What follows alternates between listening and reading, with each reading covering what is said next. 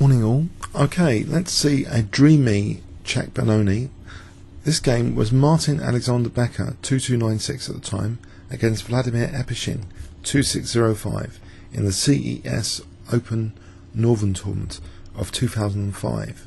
Martin kicked off with d4 and we saw Vladimir Epishin play the Czech Benoni system.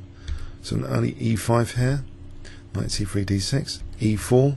Then we see a6, as though there might be b5 in the future. Bishop d3, bishop e7. White plays a3, black castles. Knight ge2, which doesn't guard the g5 square. And now black seizes an opportunity for this strategic bishop exchange, potentially. So with bishop g5. White castles here, allowing bishop g5 without any punishment now for a later h4. White's not really in a position to exchange off these light squared bishops. White plays f4.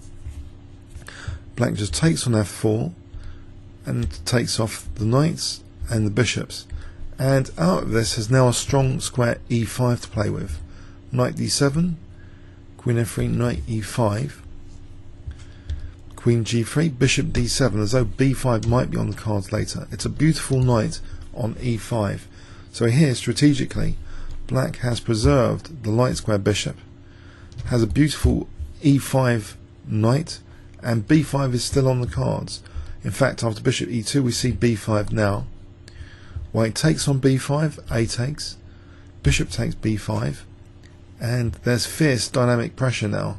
Black takes, knight takes, queen b6, and in this position this is very dangerous for white. White plays a4. It doesn't like the look of retreating the knight, allowing things like c4 check or queen takes b2 maybe. C4 check in particular though looks quite worrisome as well. So a4 was played. Now black actually does play c4 check here. And if king h1, then it looks as though queen takes b5 is possible. King h1, queen takes b5, back row issue. White played king f1, and we see rook takes a4, an exchange sack, emphasizing black's pressure on the queen side now after queen takes b5. This is in danger now, so it's going to be another pawn for the exchange pretty soon. White tried rook a1. Queen takes b2, queen a3 protecting the rook, queen d2 attacking this rook, that rook moves attacking the queen goes centrally, tying down the queen here, attacking e4 as well, h3, now h6 giving the king a flight square, rook f4 protecting the pawn, c3, this pawn is really dangerous. White goes back to try and defend that pawn, but now rook c8, queen a6 attacking the rook, and now just rook c4, and white feels his position is actually quite hopeless here. Black has the key threat of c2, and it's very difficult for white to do anything about this key threat. White actually resigned here. So this was an example of a dream Czech Benoni.